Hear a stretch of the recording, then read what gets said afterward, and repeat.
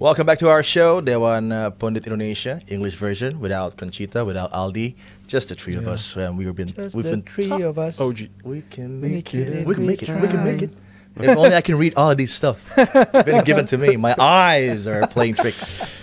We're going to talk about the Premier League and how two teams, very different in terms of the way of playing and the results coming from them from the weekend. We see a resurgence from Man City and from Pep, but I'm not so sure because it's only Ipswich Town. And then we're going to talk about Tottenham and Ange Postecoglou and what is his deal. Once Ange is, I think, considered as one of the best coach in Asia, Australia, for Brisbane Roar. I think the nickname was Roarcelona.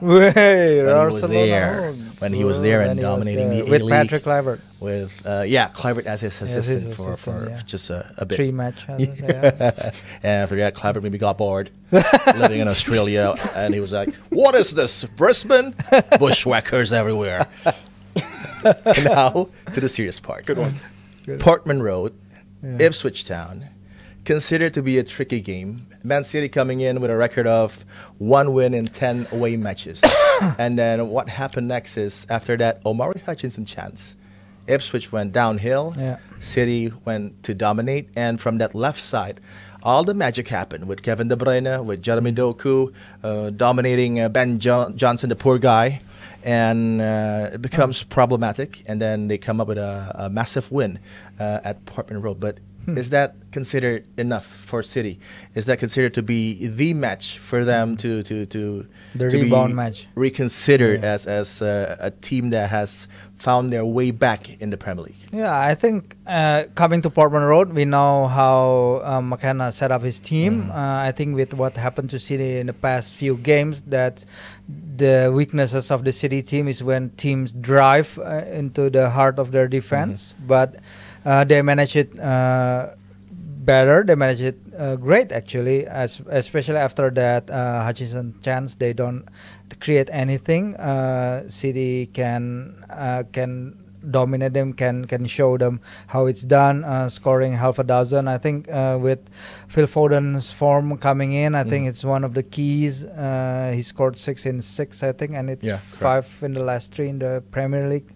The reigning Premier League player of the year is starting to get into his groove. So with the result on the pitch and with the addition of the 2 young defenders, Vitor Reis was announced, I think, yesterday or today, I forgot. And then the Uzbek Husanov. Again, I think they're gonna go straight into the first team, I think. But they're losing Kyle Walker, but I don't know how will Kuzanov fits in because he's not a right back as far as I know. But maybe Pep being Pep, he's forced to play there. We don't know. Vitor is also a central defender, but if Pep wants to, he needs to play on that right hand side. But it's like Begiristan trying to implant his legacy for this team, and then with the contract extension with Haaland, suddenly everything is in a good mood, especially with the City fans getting their confidence back with this team, with the people. We know a lot of new City players. A few of them like a shadow of their former selves, even from last year. But now with confidence being back up, I think even one result can change the course of the season. But we need to we need to see them in the next 2 or 3 games to assess are they really back or not. Because Ipswich Town, I think, in spite of all their glamorous and the profile that McKenna brings, they only won, I think, 3 out of 19. I think it's currently not enough in the only Premier one League. At home, right? Only against one Chelsea. at home against Chelsea, even though they won 3-0 or something at Spurs.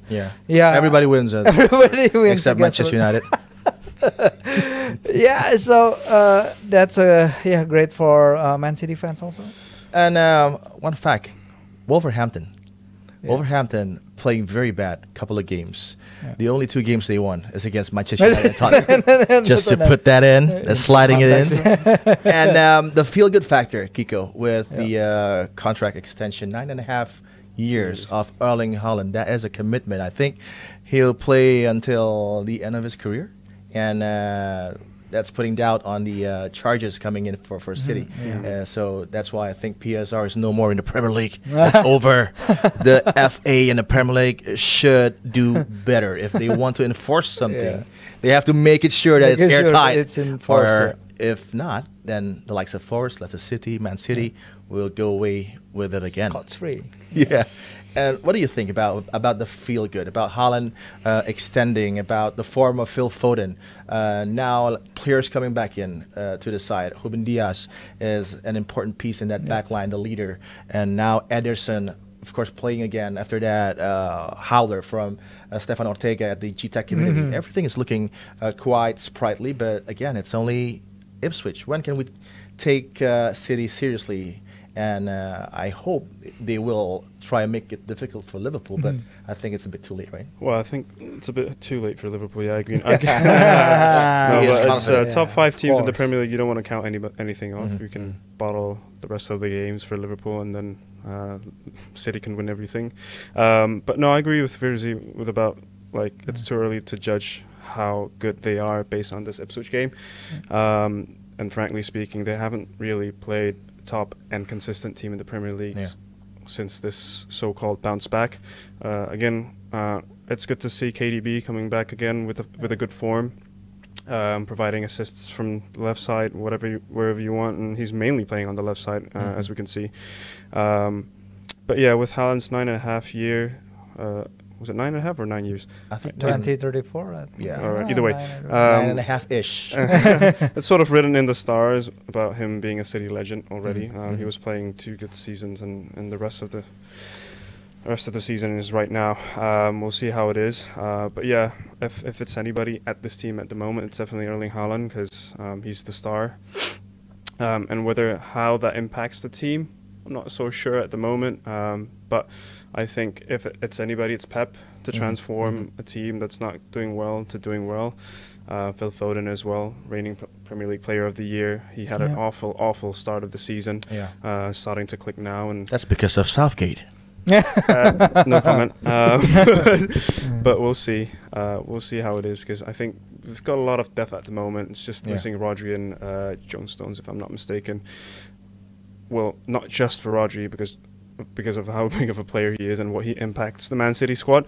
But yeah, I think his position is filled by either Kovacic or Gundogan. Gundogan had an amazing season when there was no striker for Man City. I think it was 3 years ago or 4 years ago. Can't quite remember, but he was playing. The treble season, he was impressive. In that, left side, that half space attacker, so to speak. He's not quite doing that role at the moment. He's in that position right now, because I'm seeing Kovacic going from a bit of a DMF to shooting in the middle. But yeah, I think it's quite the different circumstances that you had back then. Aguero wasn't playing now. Now you have Erling Haaland, who's the target man. So yeah, it'll be interesting to see who they come up against and what the results will be, because again, as you guys said, it's not just Ipswich, it's the teams before that as well. The toughest one is probably in the Premier League was Brentford. Can't quite remember the date, but that ended up in the draw. So it's still tough for Man City, to be honest. So Kiko touched on one player that I want to focus on also. It's Kevin De Bruyne, because since City have avoided defeat in the 4 games since KDB played 90 minutes against Leicester at the end of December. He provided 4 assists out of 14 goals that City scored at that period, and his statistics per 90 minutes are league leading, I think, in terms of assists, pass success, shots on goal, and chances created. So he may be 33, but he's still the Kevin that we all know. His importance to the team is more Kevin. Is more than anyone realized. I think with City, they need him. They need him to make the team clicks. It's not just defensively, but also going forward. I think it makes the whole of the team more composed, especially knowing that De Bruyne can make that instant killer pass, that line breaking passes. So yeah, I think his age is 33. I think maybe he can still play 1 or 2 seasons. Yeah, at max. Seasons at max. But yeah, I don't know how City can replace him.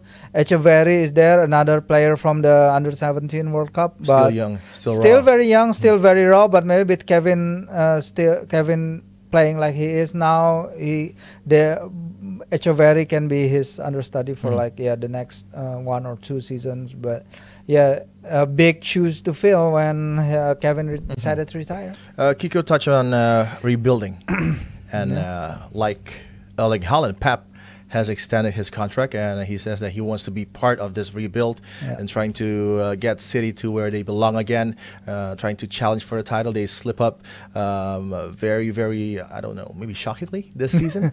But if you see the reaction from Pep, the tough love that he showed for Stefan Ortega, the casing point in the game against Brentford.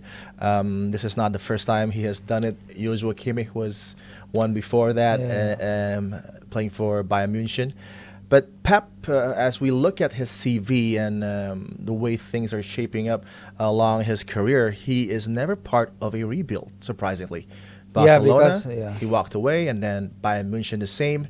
But now for City, he's trying something different, something that maybe is alien for him. But of course, it's a challenge for a coach with his stature.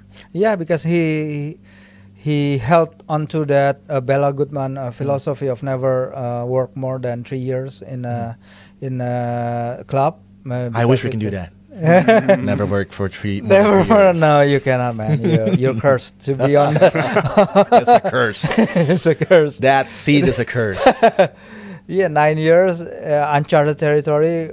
We've touched on this before, and even more in the next year, because he's got currently, and for the last 9 years, he's got the same dynamic at the top with Begiristain and Soriano. Yeah. Next season, the Viana will move in. Newcastle legend. I get the impression that year Newcastle were scouting also Cristiano Ronaldo, but they opted for Hugo Viana. Yeah. I don't know. So that's crazy. Yeah, that's for another story for another time. Yeah, for another episode. Just keep that in mind. Yeah. But he's a good, he's now a great sporting director, and even then there's a talk about Amorim. He's gonna bring in Amorim next season, but Manchester United decided to bring him in earlier this November to block that move to Manchester City. But it will be another dynamic for Pep. So we don't know what will happen next year. We know this year is taking its toll on him very, very much. Even his personal life is affected. So just wishing him the best, but having that foundation of Haaland there, and maybe Rodri coming back, his lieutenants on the pitch coming back in, even though Kyle Walker on the way out to Milan, right? To Milan, I think Fabrizio just mentioned it. No, not me. So I think there will be an interesting development with Manchester City for at least the next 6 months, especially coming March. With the verdict coming in, we need to know. But I think people behind the scenes know about this already. Yeah. So they're calmer now about the issue. They're signing young players to going forward. Haaland on a massive deal. Yeah, so I think they know about it already. So a bit of a pause over there. I was hearing the people behind. We're saying that we're not going to talk about Tottenham. It's enough. Their fans can't take it. Fans, they're the jokes of the day. I think everybody's happy about what's going on with Tottenham. I don't think so. I feel for them, because I know Ange as a quality coach, and it's just the injury problems, and I don't know how Ange can deal with that, because it's not just 4 or 5 players. It's almost like 10. And But I think it's on him again also, right? When Romero and Van der Ven they're starting to heal, they're pushing him to go straight in on the lineup, and then they got injured. I think that's the Liverpool game, or some of them it's on him also. Well, he doesn't want to risk the tactics of using other players that are not used to him starting in the lineup. So you said we're not going to talk about Tottenham. Move on. We're going to talk about Tottenham, but it's on the next episode, and we're going to be back after this short break to talk more things about football.